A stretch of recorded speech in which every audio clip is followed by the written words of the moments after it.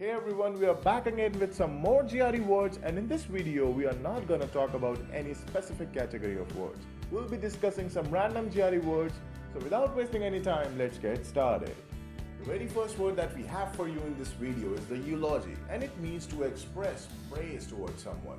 To learn the word, you can just see the pronunciation of this word. It says eulogy. You can just relate this particular term with another word, biology.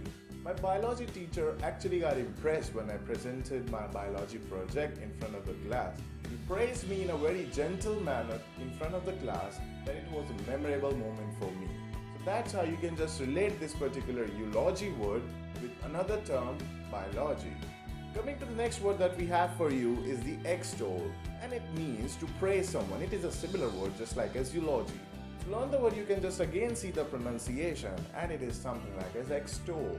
If you would just break the word, then you will be having as two different words, extol, extol. I would like to tell you one thing. There was a problem with my ex. She was a very selfish person. She never used to pay for anything. It was me who was always paying for everything. But one day what actually got happened is she paid for the toll taxes. And from that moment onwards, I actually had a very deep respect for her, and I actually praised her for this change of her habit to pay equally for every other single stuff. And that was a really creative moment, and I actually praised her for that. Just leave the discussion over here. We have a lot of words to cover. So now coming to the next word that we have for you is the blandishment.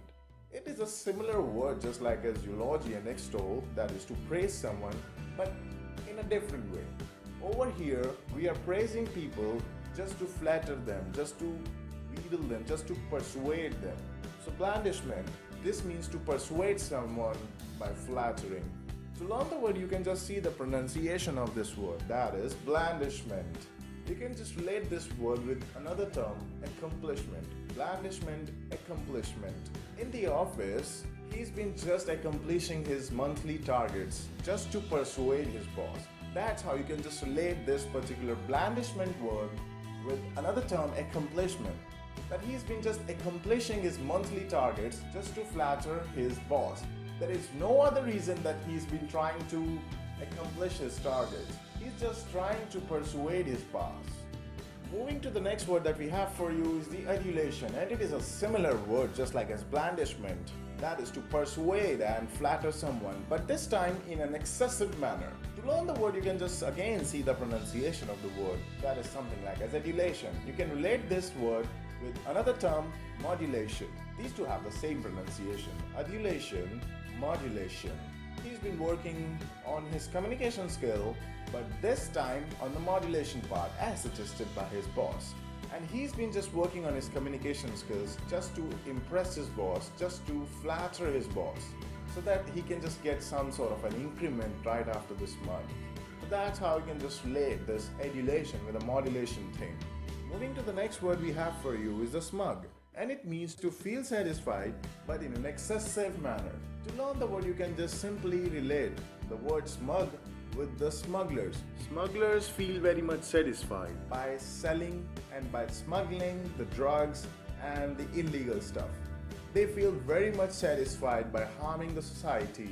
Then there is no sense of shame they feel about doing the inhuman stuff. So that's how you can just relate the word smug with the smuggling, with the smugglers.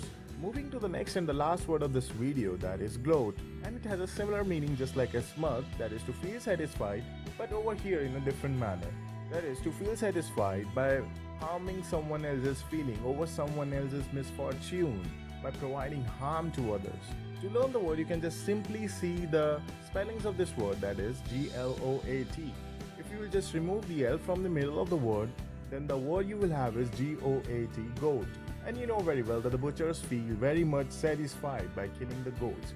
They've been feeling satisfaction just because of the reason that they've been earning the money by killing and by selling the goat's meat. Butchers are gloating by killing the goats. So that's how you can just learn the word gloat with the goat's condition, as these two have the same tendencies.